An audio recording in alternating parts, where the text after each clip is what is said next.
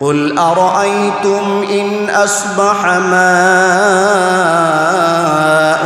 غورا فمن يأتيكم بماء معين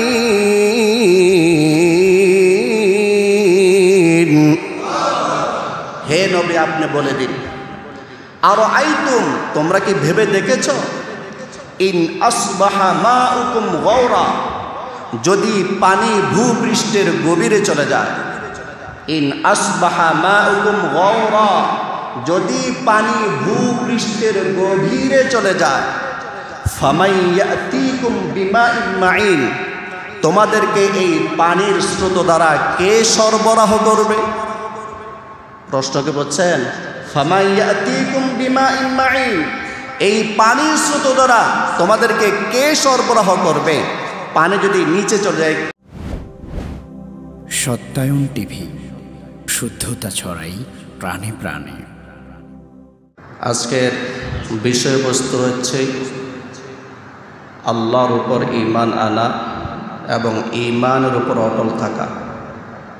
আল্লাহর উপর ঈমান আনা আর ঈমানের উপর অটল থাকা।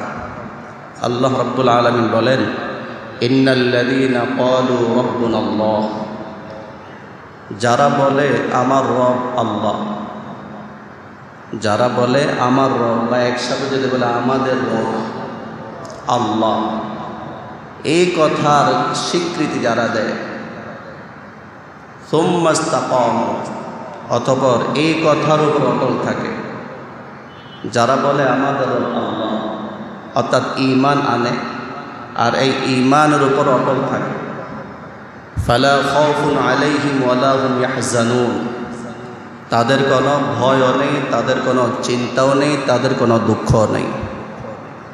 কেন ভয় চিন্তা দুঃখ নেই? সূরাতুল আহকাফের 14 নম্বর আয়াতে আল্লাহ রাব্বুল আলামিন বলেন উলাইকা আসহাবুল জান্নাতি খালিদিনা ফিহা জাযাআম বিমা কানু ইয়ামালুন তারা যে ঈমান এনেছে নেক আমল করেছে এর প্রতিদান স্বরূপ আমি আল্লাহ তাদেরকে চিরস্থায়ী জান্নাত দান করব। তো আল্লাহ যাদেরকে চিরস্থায়ী জান্নাত দান করবেন তাদের কোনো ভয় নেই তাদের কোনো চিন্তা নেই তাদের কোনো দুঃখ নেই। এই কথাটা বুঝতে হবে যারা বলে আমাদের রব আল্লাহ এবং এই কথার উপর অটল থাকে। এর ব্যাখ্যা কি? এর ব্যাখ্যা হচ্ছে আল্লাহ যত কিছু করার আদেশ দিয়েছেন সব আদেশ মানা, আল্লাহ যত কিছু নিষেধ করেছেন সব নিষেধ থেকে বেঁচে থাকা। তবে আল্লাহর আদেশগুলো রসুলের তরিকা অনুযায়ী মানা আর আল্লাহর নিষেধগুলো রসুলের তরিকা অনুযায়ী বেঁচে থাকা। আল্লাহর আদেশ মানা এবং আল্লাহর নিষেধও মানা এই কথার উপরে যে অটল থাকতে পারবে আমল করতে পারবে আল্লাহ এদেরকে চিরস্থায়ী জান্নাত দান করবেন।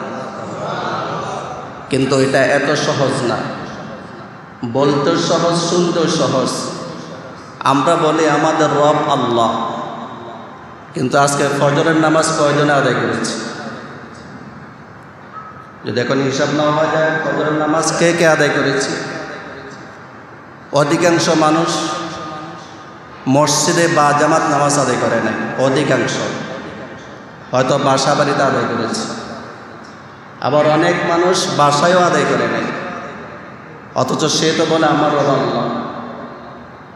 তাহলে আমার রব আল্লাহ শুধু মুখে বললে হবে না, কারণ আল্লাহ সৃষ্টিকর্তা হিসাবে মক্কার কাফের মুশরিকরাও স্বীকার করত। আল্লাহ তাআলা নিজে বলেছেন আপনি যদি তাদেরকে জিজ্ঞেস করেন মান খালাকাহুম তাদেরকে কে সৃষ্টি করেছে, তখন লা ইয়াকুলুন্নাল্লাহ বলবে যে আল্লাহ তাদেরকে সৃষ্টি করেছে। কাফেররাই স্বীকৃতি দেবে। নবী আপনি যদি জিজ্ঞেস করেন আসমান থেকে কে বৃষ্টি বর্ষণ করে, কাফের মুশরিকরা উত্তর দিবে যে আল্লাহ বৃষ্টি বর্ষণ করে। কাফের মুশরিকরা জানতো সৃষ্টিকর্তা একজন আছে, কিন্তু তারা শিরিক করত বিদায় তাদের এই স্বীকৃতি কোনো উপকার করতে পারে না। তো আমরাও বলি আল্লাহ আছেন, আল্লাহ আমাদের রব, কিন্তু ফজরের নামাজ পড়ি না, জোহরের নামাজ পড়ি না, আসরের নামাজ পড়ি না, মাগরিব এশা পড়ি না। তাহলে আমি যে স্বীকৃতি দিলাম কি ফায়দা হইল? অনেকে এই ইসলামের আদর্শের উপর টিকে থাকতে পারে না, কয়েকটা কারণ আছে। মন চায় টিকে থাকতে, কিন্তু পারে না। কেন পারে না? ক্ষমতার লোভে। যে আমি যদি ইসলামের পরিপূর্ণ আদর্শ গ্রহণ করি, আমি যদি পরিপূর্ণ ইসলামের উপর চলি, তাহলে আমাকে এই পদ দেওয়া হবে না, আমাকে এই ক্ষমতাটা দেওয়া হবে না, সুতরাং আমার ইসলামের উপর পরিপূর্ণভাবে থাকা যাবে না। আমি ইসলামী লেবাস আমি পরব না, আমি পাঞ্জাবি পরব না, আমি টুপি দেব না, আমি দাড়ি রাখবো না। কেন? আমার যদি দাড়ি রাখে আমাকে জঙ্গি বলবে, আমাকে মৌলবী বলবে। তাহলে দুনিয়ার মোহে পড়ে অনেক মানুষ ইসলামের উপর টিকে থাকতে পারে না, ঈমানের উপর অটল থাকতে পারে না। অনেকে সামাজিকতা রক্ষা করার জন্য ইসলামের উপর অটল থাকতে পারে না। সমাজ কি বলবে? সবাই চলে একরকম, আমি যদি ইসলামের নিয়ম নীতি রক্ষা করে চলে, আমাকে নিয়ে ঠাট্টা বিদ্রুপ করবে। সে সামাজিকতা রক্ষা করতে গিয়ে ইসলামের উপর টিকে থাকতে পারে না। অনেকে বন্ধুর মন রক্ষা করার জন্য, বন্ধুর খাতিরে ইসলামের উপর অটল থাকতে পারে না। বন্ধু জুয়া খেলতে যাবে, বন্ধু মদ পান করতে যাবে, আমি যদি না যাই তাহলে আমার সাথে তাদের বন্ধুত্ব আর থাকবে না, আমাকে খারাপ মনে করবে। তো যাই, সবসময় তো পান করবো না, আজকে একটু পান করি। অথচ সে মানে আমার রব আল্লাহ, তা আমার আল্লাহ তো মদ পান করতে নিষেধ করেছে, কিন্তু যাচ্ছি কেন? বন্ধুর মন রক্ষা করার জন্য। তাহলে যারা বলে আমাদের রব আল্লাহ এবং এই কথার উপর অটল থাকে, আল্লাহ তাদেরকে জান্নাত দান করবেন, কিন্তু এই কথার উপর আমরা অটল থাকতে পারি কিনা? বন্ধুর খাতিরে আমি আল্লাহর ইবাদত করব না, দুনিয়ার ক্ষমতা লাভ করার জন্য আমি আল্লাহর ইবাদত করব না, সামাজিকতা রক্ষা করার জন্য আমি আল্লাহর ইবাদত করব না, আমি আমার রবের ইবাদত করব আমার রবকে খুশি করার জন্য। সুবহানাল্লাহ। আল্লাহ বলেন, ওয়ামা উমিরু ইল্লা লিয়াবুদুল্লাহা মুখলিসিনা লাহুদ্দিন। সূরাতুল বাইয়িনা আল্লাহ রাব্বুল আলামিন বলেন যে আল্লাহ তাদেরকে নির্দেশ দিয়েছেন, মানব জাতিকে নির্দেশ দিয়েছেন, তারা যেন দ্বীনকে খাঁটি করে একমাত্র আল্লাহকে সন্তুষ্ট করার জন্য ইবাদত করে। অন্য কাউকে সন্তুষ্ট করার জন্য ইবাদত যদি আমি না করি, তাহলে আমার বন্ধু আমার উপর রাগ করুক আর নাই করুক, আমি আল্লাহর জন্য ইবাদত করবই। সমাজের লোকগুলো আমাকে ভালো জানুক আর খারাপ জানুক, তাদের ব্যাপার, আমি আল্লাহর ইবাদত করবই। দুনিয়ার মোহ আমাকে পেয়েছে, কিন্তু আমি আল্লাহর ইবাদত করব। তাহলে দুনিয়ার লোভ মোহ আমার অন্তর থেকে চলে যাবে। ক্ষমতা থাকুক আর নাই থাকুক, পদ থাকুক আর নাই থাকুক, আল্লাহকে খুশি করার জন্য যদি আমি ইবাদত করি, তাহলে আমার এই ইবাদতটা হবে একমাত্র আল্লাহর জন্য। আর এই ইবাদতের অটল থাকার অর্থ হচ্ছে, যারা বলে আমাদের রব আল্লাহ, এই কথার উপর অটল থাকা। আল্লাহ এই শ্রেণীর লোকদেরকে জান্নাত দান করবেন। কিন্তু মানুষ এরকম না। দুই শ্রেণীর মানুষের কথা আল্লাহ রাব্বুল আলামিন পবিত্র কোরআন বলেছেন। কিছু মানুষ আছে সুখে থাকলে আল্লাহকে ডাকে, ইবাদত বন্দেগী করে, যখনই কোনো দুঃখ আসে তখন ইবাদত বন্দেগী ছেড়ে দেয়। কি বললাম বলেন? এক শ্রেণীর লোক কি করে? সুখে থাকলে আল্লাহর ইবাদত করে, যখনই কোনো বিপদ আসে ইবাদত ছেড়ে দেয়। আবার আরেক শ্রেণীর মানুষ আছে, যখনই বিপদ আসে তখনই আল্লাহকে ডাকে, আর যখন বিপদ চলে যায় তখন আল্লাহকে ভুলে যায়। এমন লোক আপনাদের সমাজে আছে নাকি নাই? আল্লাহ রাব্বুল আলামিন বলেন, وَمِنَ النَّاسِ مَن يَعْبُدُ اللَّهَ عَلَى حَرْفٍ। কিছু মানুষ আছে যারা ঈমানের এক পাশে থেকে দ্বিধাদ্বন্দ্বে ব্যস্ত হয়ে তারা আল্লাহর ইবাদত করে, দ্বিধাদ্বন্দ্বে পড়ে যায়। কেন? রাসূল করিম সাল্লাল্লাহু আলাইহি ওয়াসাল্লাম হিজরত করে যখন মদিনায় চলে গেলেন, কিছু কিছু মানুষ নবীর কাছে এসে ইসলাম ধর্ম গ্রহণ করেছিল, যাদের অন্তর ঈমান পাকাপোক্তভাবে ছিল না।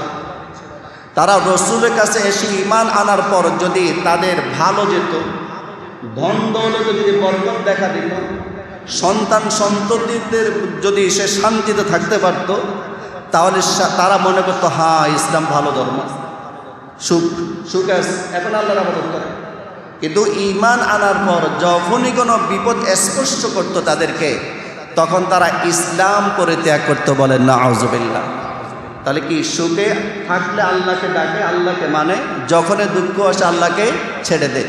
এই কথাটা আল্লাহ তাআলা বলেন وَمِنَ النَّاسِ مَن يَعْبُدُ اللَّهَ عَلَى حَرْفٍ فَإِنْ أَصَابَهُ خَيْرٌ اطْمَأَنَّ بِهِ وَإِنْ أَصَابَتْهُ فِتْنَةٌ انقَلَبَ عَلَى وَجْهِهِ خَسِرَ الدُّنْيَا وَالْآخِرَةَ ذَلِكَ هُوَ الْخُسْرَانُ الْمُبِينُ। আল্লাহ রাব্বুল আলামিন বলেন, কিছু কিছু মানুষ আছে তারা ঈমানের এক পাশে দাঁড়িয়ে, এক কিনারায় দাঁড়িয়ে, ঈমানের দ্বার প্রান্তে দাঁড়িয়ে ইবাদত করে। কিভাবে? ফাইন আসাবাহু খায়রুন, যদি তারা কল্যাণপ্রাপ্ত হয়, তাদের দিনগুলো যদি ভালো যায়, তখন ইতমাআন্না বি, তখন তারা ঠিকই আল্লাহকে ডাকে। মিলতেছে কিনা বলেন? আর ওয়াইন আসাবাতহু ফিতনাতুন, যদি তাদেরকে কোনো বিপদ স্পর্শ করে, ইনকালাবা আলা ওয়াজহি, তখন তারা আগের অবস্থায় ফিরে যায়, অর্থাৎ তারা আগে যেমন বেঈমান ছিল এখন আবারও তারা বেঈমান হয়ে যায়। আল্লাহ তাআলা এদের ব্যাপারে বলেন খাসিরাত দুনিয়া ওয়াল আখিরা, এদের দুনিয়াও বরবাদ, এদের আখিরাতও বরবাদ। আর যালিকা হুয়াল খুসরানুল মুবিন, এটাই তো সুস্পষ্ট ক্ষতি, এটাই তো সুস্পষ্ট কি ক্ষতি। এখন কয় শ্রেণীর লোক পেলাম আয়াতের মধ্যে? দুই শ্রেণী। কিছু লোক আছে সুখে থাকলে আল্লাহকে ডাকে, যখন কোনো দুঃখ আসে তখন আল্লাহকে তারা ভুলে যায়। অথচ এদের উচিত যখন সুখে থাকে তখন আল্লাহকে ডাকে, যখনই কোনো বিপদ আসে তখনও যেন আল্লাহকে ডেকে বলে আল্লাহ আপনি আমার বিপদকে দূর করে দেন। এটা উচিত ছিল তাদের। এই জন্য আল্লাহ রাব্বুল আলামিন অন্য আয়াতে বলেন আম্মান ইউজিবুল মুস্তাররা ইযা দাআহু ওয়া ইয়াকশিফুস সু, মানুষ যখন অসহায় হয়ে যায়, দুনিয়ার কেউ তাকে সাহায্য করে না, বন্ধু বান্ধব সবাই তার থেকে দূরে সরে যায়, কারো কাছ থেকে সাহায্য পাওয়ার আশা যখন সে রাখে না, আল্লাহ বলেন তখন যদি সে কাউকে সাহায্য করার জন্য ডাকে, আমি আল্লাহ ছাড়া সাড়া দেওয়ার আর কে আছে? সুবহানাল্লাহ। ওয়া ইয়াকশিফুস সু, আমি আল্লাহ শুধু তাদের ডাকে সাড়া দেব না, বরং সে যে বিপদের মধ্যে আছে আমি আল্লাহ ওই বিপদ থেকে দূর করে দেব, আমি আল্লাহ ওই বিপদকে দূর করে দেব, আমি আল্লাহ ছাড়া বিপদকে দূর করার মতো আর কে আছে? তাহলে বলেন যখন আমরা সুখে থাকবো কাকে ডাকবো? আর যখন সুখ চলে যাবে, কোনো বিপদ যদি আসে তখনও কাকে ডাকবো? কিন্তু যারা সুখের সময় আল্লাহকে ডাকে, যদি কখনো দুঃখ স্পর্শ করে আল্লাহকে ভুলে যায়, এরা হচ্ছে সুবিধাবাদী মুসলমান। এরা কেমন মুসলমান? সুবিধাবাদী মুসলমান। মানুষের মধ্যে এমন বন্ধু বান্ধব আছে দেখবেন, বন্ধুর ভালো অবস্থায় বন্ধুর কোনো অভাব নাই, যখনই বন্ধুকে কোনো বিপদ পেয়ে বসে তখন একজন একজন করে বন্ধুগুলো দূরে সরে যায়। তাহলে বন্ধুর ভালো অবস্থায় যারা বন্ধুত্ব গ্রহণ করে এরা হচ্ছে বসন্তের কোকিল। এরা কি বলে? এরা কি? এরা বসন্তের কোকিল, এরা সুবিধাবাদী। আর বন্ধু তো সে যে সুখের সময় থাকবে, যে দুঃখের সময় থাকবে, বরং দুঃখের সময় বন্ধুত্ব আরও বেশি দরকার, বন্ধু আরও বেশি কাছে থাকা দরকার। এই ধরনের লোকগুলাকে দুনিয়ার মানুষ পছন্দ করে না। কি বলেন? আপনারা কি পছন্দ করেন? আপনার সুখের সময় লোকের অভাব নাই, সবাই আপনার আশপাশে ঘুরঘুর করে, যখনই আপনি কোনো বিপদে পড়েন তখন একজন একজন সরে যায়। আপনি কি যখন আল্লাহ আপনাকে আবার ভালো অবস্থায় ফিরিয়ে দিবেন তখন কি আপনি এই বন্ধুগুলোকে আর দেখতে পারবেন? একটু জোরে বলেন। অপছন্দ করবেন কি করবেন না? ঠিক সুখের সময় যারা আল্লাহকে ডাকে, যখনই কোনো বিপদ আসে আল্লাহ থেকে দূরে চলে যায়, এই ধরনের লোকগুলোকে আল্লাহ তাআলাও পছন্দ করেন না। তাহলে আরেক শ্রেণীর লোক কি বলছিলাম? বিপদের সময় আল্লাহকে ডাকে, দ্বিতীয় শ্রেণী।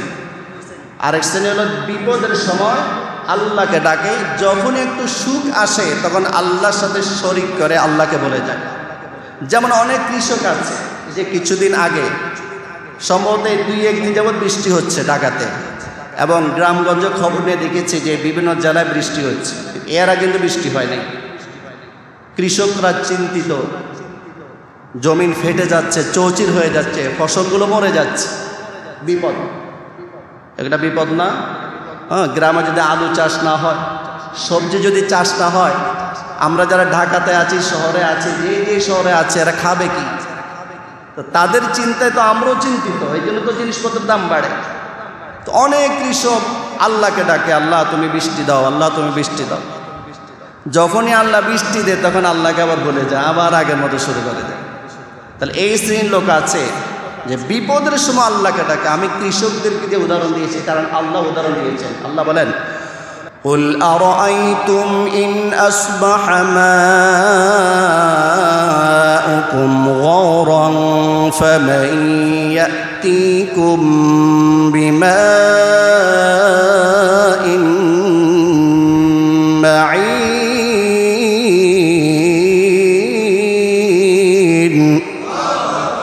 হে নবী, আপনি বলে দিন, আরাআইতুম, তোমরা কি ভেবে দেখেছো, ইন আসবাহা মাউকুম গাওরা, যদি পানি ভূপৃষ্ঠের গভীরে চলে যায়।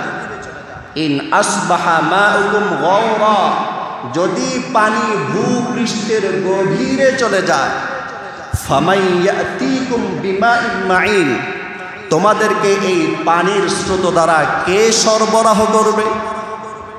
প্রশ্নকে বলছেন, ফামান ইয়াতিকুম বিমাইন মাইন, এই পানির স্রোত দ্বারা তোমাদেরকে কে সরবরাহ করবে? পানি যদি নিচে চলে যায়, কিছুদিন আগেও বিভিন্ন গ্রাম থেকে আমি ফোনে খবর পেয়েছি যে টিউবওয়েল চিপ দিয়ে কিন্তু পানি উঠে না। আপনারা মনে শোনেন নাই কখন? এই বছর কথা বলতেছে, এই বছরের পানি নাই, পানি গভীরে চলে গেছে। আচ্ছা, আল্লাহ যদি বৃষ্টি না দিয়া থাকতে পারতেন কি পারতেন না বলেন? আমরা সারা পৃথিবীর সমস্ত মানুষগুলো একসাথে 1 ফোঁটা পানিকে আসমান থেকে আনতে পারতাম? আপনারা বলতেন তাহলে আমরা সাগর থেকে আনতাম। তো সাগরের পানিও কে দেয়? আল্লাহ। কোন বললে তো সাগরের পানি শুকিয়ে যাবে 1 সেকেন্ডের মধ্যে? সাগরেও পানি নেই, সাগরও তো নেই 7 তবক জমিনের নিচে পানি চলে গেছে।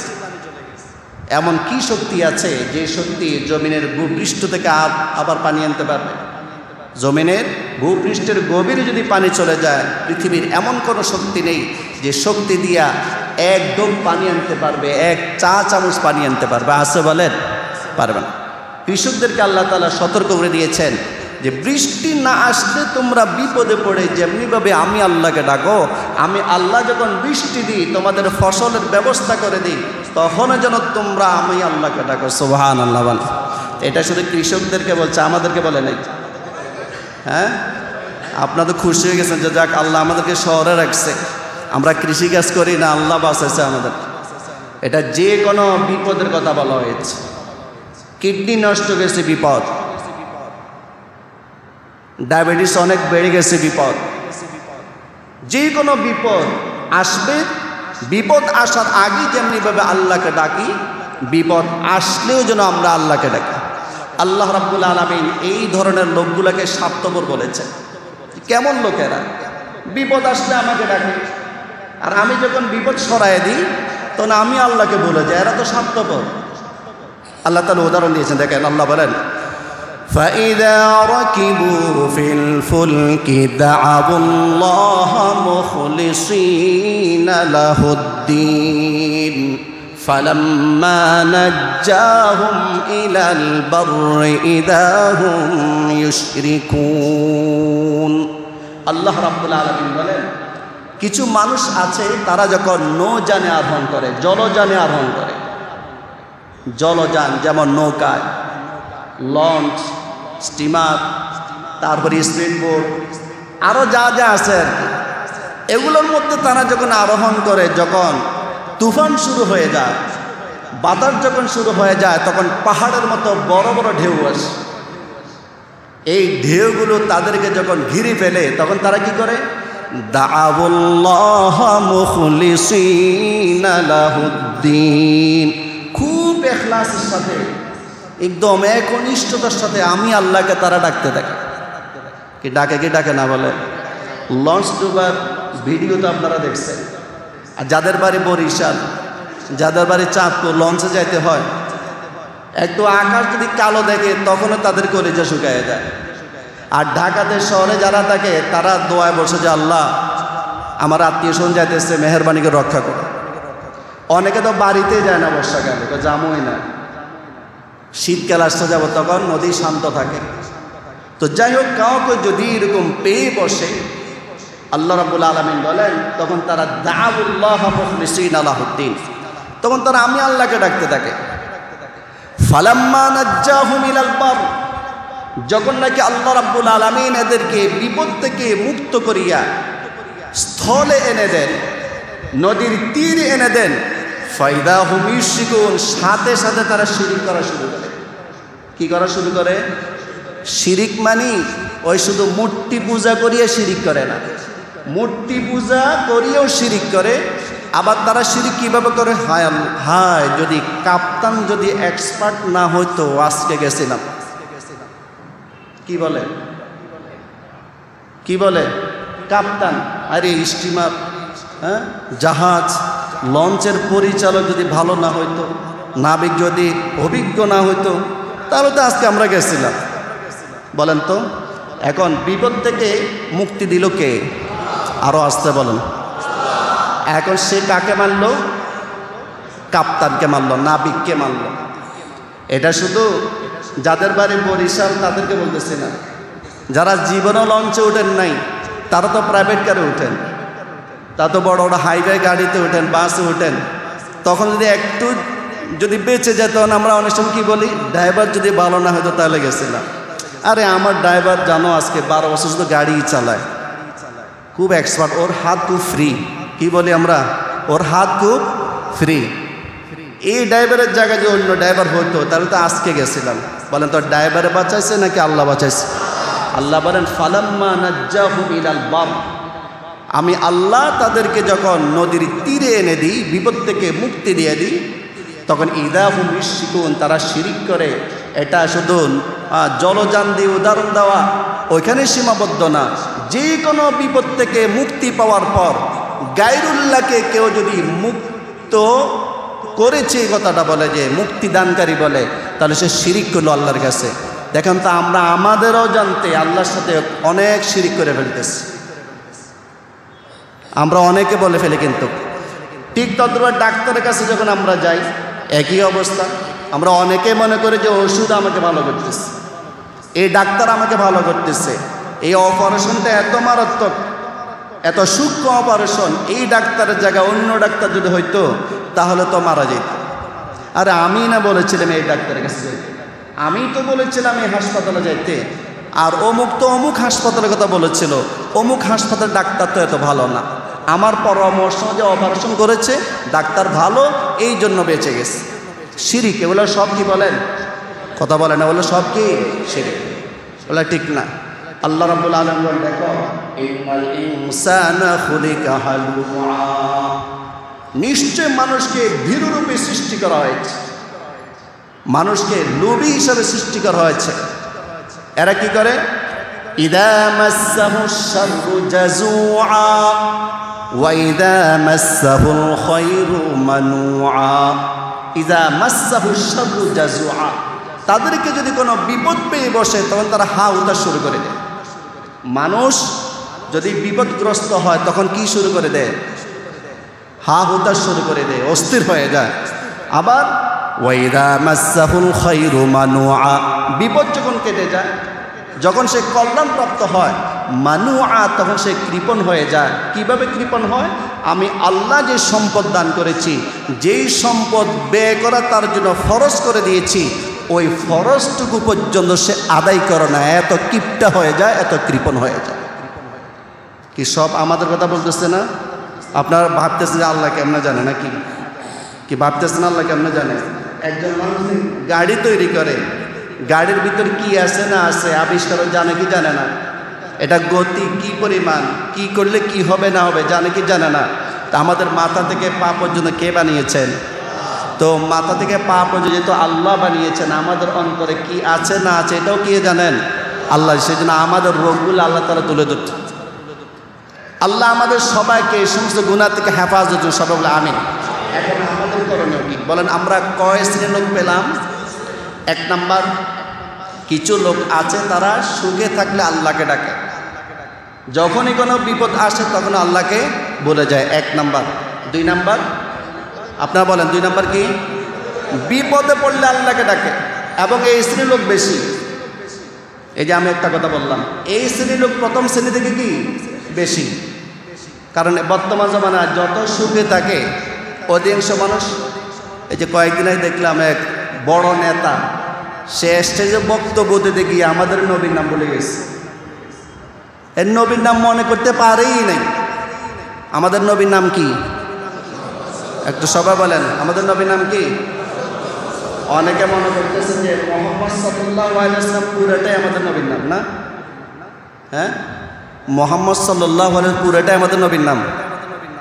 সাল্লাল্লাহু আলাইহি ওয়াসাল্লাম এটা দরুদ শরীফ, সাল্লাল্লাহু আলাইহি ওয়াসাল্লাম এটা কি? দরুদ শরীফ। তাহলে বাকি থাকে কি? দলিল মুহাম্মাদুর রাসূলুল্লাহ। আল্লাহ বলেছেন মুহাম্মদ রাসূলুল্লাহ, আল্লাহর রাসূল। তাহলে বুঝাইল মুহাম্মদ সাল্লাল্লাহু আলাইহি ওয়াসাল্লাম যে আমরা বলি সাল্লাল্লাহু আলাইহি ওয়াসাল্লাম দরুদ শরীফ। আর আমাদের নবীর নাম কি? ওই বড় নেতা মুহাম্মদ নামটা বলে গেছে। আচ্ছা আপনি বলেন তো, ওই বড় নেতাদের ডেইলি 5 ওয়াক্ত নামাজ আদায় করতো, আমাদের নবীর নাম আছে নাকি নাই? আল্লাহুম্মা সাল্লি আলা মুহাম্মদ ওয়া আলা আলি মুহাম্মদ। বুঝা গেল নেতা কি করে না? কথা কয় না, কি করে না? অথচ সেও তো বলে রব্বুন আল্লাহ, আমাদের রব আল্লাহ। তাহলে যারা বলে আমাদের রব আল্লাহ, আর এই কথার উপর অটল থাকা, বলা সহজ, শোনা সহজ, কিন্তু বাস্তবে অটল থাকা এত সহজ না, অনেক কঠিন আছে। এখন আমাদের দুই শ্রেণীর লোক সুখে থাকলে আল্লাহকে ডাকে, যখনই কোনো বিপদ আসে আল্লাহকে বলে যায়, প্রথম শ্রেণী। দ্বিতীয় শ্রেণী, বিপদে পড়লে আল্লাহকে ডাকে, বিপদ চলে গেলে আল্লাহকে বলে যায়। এখন আমরা সুখে থাকলেও কাকে ডাকবো, আর দুঃখে থাকলেও কাকে ডাকবো? কারণ সুখ কেড়ে নেওয়ার মালিককে, আবার দুঃখ যদি আসে দুঃখ নিয়ে শান্তি দেওয়ার মালিককে। আম্মাই ইউজিবুল মুস্তাররা ইযা দাআহু ওয়া ইয়াকশিফুস সূ। আল্লাহ রাব্বুল আলামিন এমন একটা সত্তা,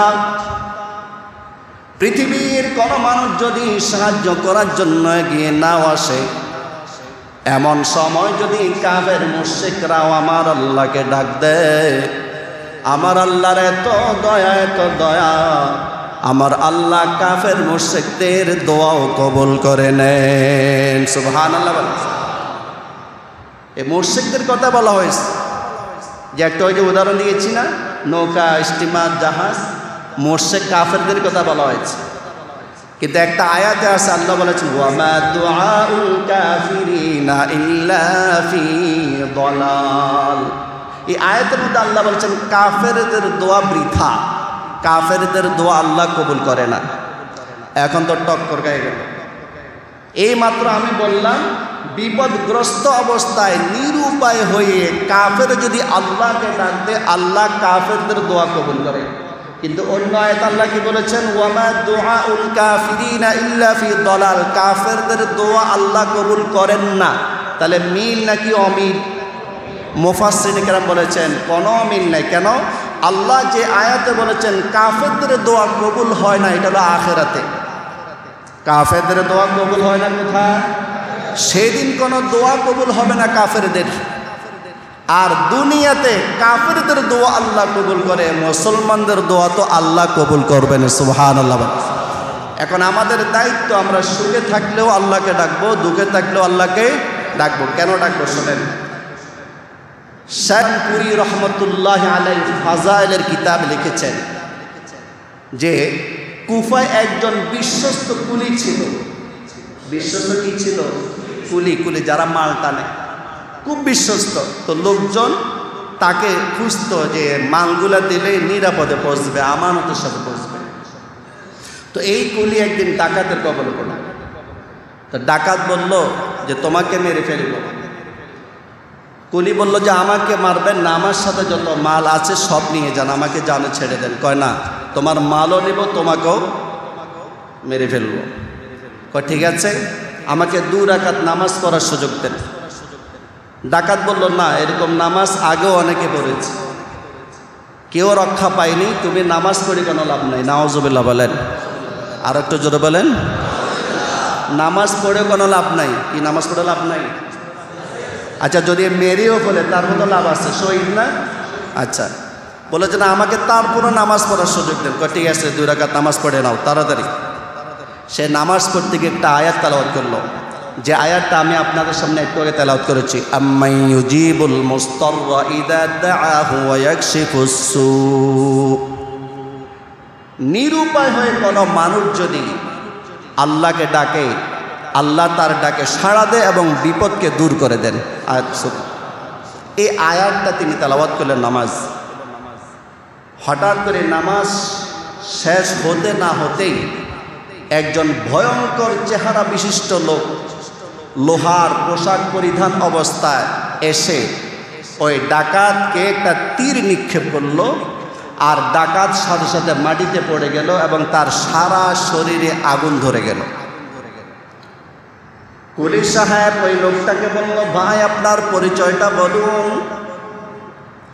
দুনিয়ার কোন মানুষের সাথে আপনার চেহারার মিল নাই, কে আপনি? আপনাকে তো কখনো দেখি নাই, এই বিপদের সময় আপনি আসছেন, আপনার পরিচয় কি? ওই লোকটা বলল, শোনো, আমি কিন্তু মানুষ নই, আল্লাহ রাব্বুল আলামিন বিভিন্ন আয়াতের জিম্মাদারি দিয়া ফেরেশতা নিযুক্ত করে রেখেছেন।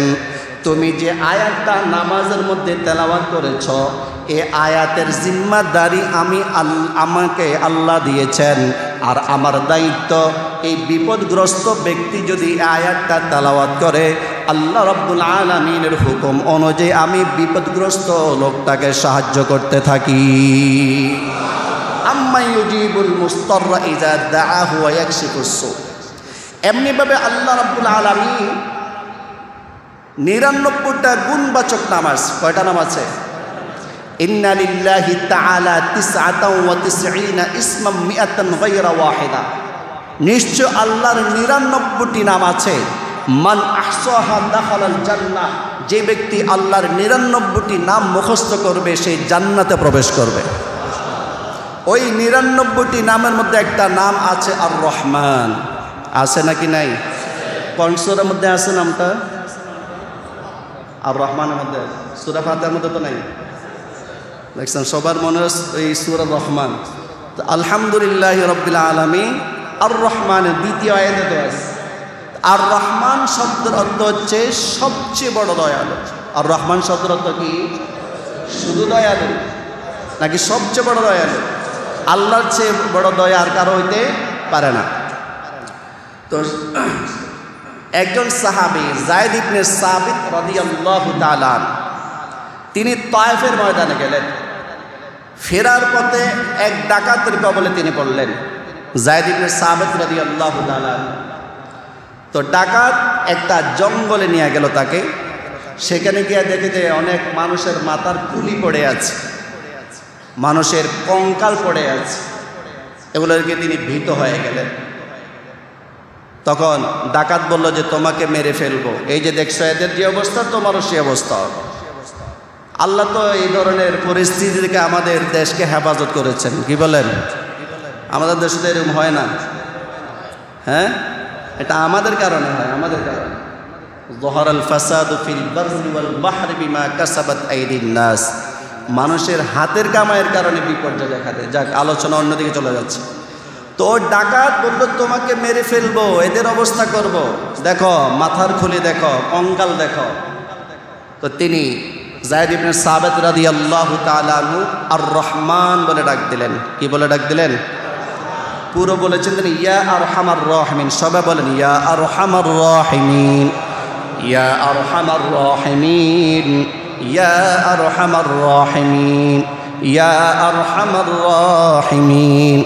তিনি দেখলেন ডাকাত তাকে মেরেই ফেলবে, সেজন্য তিনি ইয়া আরহামার রাহিমিন বলে যখন ডাক দিলেন, হঠাৎ করে একটা গায়েবী আওয়াজ আসলো, লা তাকতুলহু, তাকে হত্যা করো না। সুবহানাল্লাহ বলে। ডাকাত দেখে কি কোত্থেকে আসলো অবস্থা, চারোদিকে তাকে দেয় না, কেউ নেই। আবার তাকে মারতে চাইল। তিনি আবার ডাক দেন, ইয়া আরহামার রাহিমিন। আবার গায়েবী আওয়াজ আসলো, লা তাকতুলহু, তাকে হত্যা করো না। সুবহানাল্লাহ বলেন। এখন এই ডাকাত আরো হতভম্ব হয়ে গেল, আরো ভালো করে দেখলো, না কেউ নাই। হেদায়েত তো কপালে নেই তার। হেদায়েত কি নাই? হেদায়েত যদি কপালে থাকতো সে অবশ্য দূরে সরে যেত। সে তৃতীয়বার আবারও আসতেছে মারার জন্য। আবার তিনি ডাক দিলেন, ইয়া আরহামার রাহিমিন। আবার গায়েবী আওয়াজ আসলো, লা তাকতুলহু। সুবহানাল্লাহ। কয়বার? 3 বার লা তাকতুল আওয়াজ।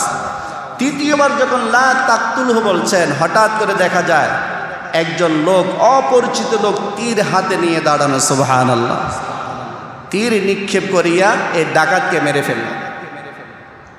যায়েদ ইবনে সাবিত রাদিয়াল্লাহু তাআলা আনহু বললেন, ভাই আপনার পরিচয়টা বলুন। লোকটা বলল, আমি কিন্তু মানুষ নই, আমার পরিচয় হচ্ছে তুমি যে নাম ধরে ডাক দিয়েছ, আল্লাহ রাব্বুল আলামিন আল্লাহ তাআলার নাম দিয়া দিয়া এক এক ফেরেশতাকে দায়িত্ব দিয়ে রেখেছেন। সুবহানাল্লাহ বলেন। আর ইয়া আরহামার রাহিমিনের মধ্যে যে আল্লাহর নাম আছে, এই দায়িত্বটুকু আল্লাহ আমাকে দিয়েছেন। আমার দায়িত্ব হচ্ছে কোনো ব্যক্তি বিপদে পড়ে যদি আর রহমান বলে ডাক দে, অথবা ইয়া আরহামার রাহিমিন বলে ডাক দে, অথবা ইয়া রহমান বলে ডাক দে, আল্লাহ রাব্বুল আলামিন আমি ফেরেশতাকে সাহায্য করার জন্য দ্রুত পাঠিয়ে দেন। তবে তুমি শোনো, লা তাকতুলহু প্রথমবার আমি যখন বলেছিলাম, তুমি যখন প্রথমবার ডাক দিয়েছিলা, আমি বলেছিলাম লা তাকতুলহু, হে ডাকাত তুমি তাকে হত্যা করো না, তখন আমি ছিলাম 7ম আসমানের উপরে। সুবহানাল্লাহ বলবেন না? তুমি যখন দ্বিতীয়বার ডাক দিলা, আমি যখন বললাম লা তাকতুলহু, তাকে হত্যা করো না, তখন আমি ছিলাম দুনিয়ার আসমান, 1ম আসমানে। আর তৃতীয়বার তুমি যখন ডাক দিয়েছ, আমি সাথে সাথে জমিনে এসে আল্লাহর হুকুম অনুযায়ী তোমাকে ডাকাতের হাত থেকে সাহায্য করলাম। তাহলে আমাদের করণীয় কি বলে? যদি বিপদে পড়ি কাকে ডাকবো? আরো জন্য কাকে ডাকবো? আর যদি খুব সুখে থাকি, টাকার উপর যদি শুয়ে থাকি, তারপরে কাকে ডাকবো? এমন টাকা ডাকবো যে 1 টাকাও আল্লাহর রাস্তায় দান করবো না। হ্যাঁ, কারণ আল্লাহ তো সুখে দিচ্ছে, আল্লাহকে তো ডাকতেছে। হ্যাঁ, আপনি আল্লাহকে ডাকতেছেন, মন থেকে যদি ডাকেন, অবশ্যই আপনি এতিমদেরকে সাহায্য করবেন, অবশ্যই আপনি মসজিদে দান করবেন, অবশ্যই আপনি মাদ্রাসা দান করবেন, অবশ্যই আপনি অসহায় যারা আছে তাদের পাশে দাঁড়াবেন, অবশ্যই আপনার আত্মীয় স্বজনের মধ্যে যারা কষ্টে আছে তাদের পাশে দাঁড়াবেন। আল্লাহ রাব্বুল আলামিন আমাদের সবাইকে সুখে দুঃখে আল্লাহ তাআলার ইবাদত করার তৌফিক দান করুন। গত শুক্রবার আমি একটা বিষয় আলোচনা করেছিলাম, মনে আছে আপনাদের? কি বিষয় নিয়ে আলোচনা করেছিলাম? পয়লা বৈশাখীটা মনে আছে। এটা আমার আসল উদ্দেশ্য ছিল না, এটা তো পরে বলছি। কাদেরকে নিয়ে আলোচনা করেছিলাম? ফিলিস্তিনিদেরকে নিয়ে আলোচনা করেছিলাম। তো এখনও তারা মোটামুটি একটু যুদ্ধবিরতির কথা বলতেছে, কিন্তু তারা সৈন্য সরাবে না। আর এদেরকে কোনো বিশ্বাসও করা যায় না। এরা ইতিপূর্বে এরকম যুদ্ধবিরতির ডাক দিয়েছিল, অনেকদিন যুদ্ধবিরতি ছিল, হঠাৎ করে আক্রমণ করেছে তারা সাহারির সময়, আবারও তো করতে পারে। এই জন্য আসলে আমাদের করণীয় অনেক, আমরা তো সেইখানে যে আর যুদ্ধ করতে পারতেছি না। আমাদের করণীয় আমরা তাদের জন্য দোয়া করব, ফিলিস্তিনি ভাইদের জন্য আমরা দোয়া করব, আর তাদের হেদায়েতের জন্য আমরা দোয়া করব। জালেমদের হেদায়েতের জন্য প্রথমে আমরা কী করবো? দোয়া করার পাশাপাশি এইটাও বলবো, আল্লাহ তুমি তোমার কুদরতি হাতে ব্যবস্থা, যে ব্যবস্থা নিলে তারা যেন মুসলিমদেরকে কষ্ট দিতে না পারে, তুমি সেই ব্যবস্থাটুকু নাও। পারবো না এই দোয়াটা করতে ইনশাআল্লাহ? আল্লাহ রাব্বুল আলামিন আমাদের সবাইকে আমল করার তৌফিক দান করুন। আমরা যারা পরে আসছি তারা 4 রাকাত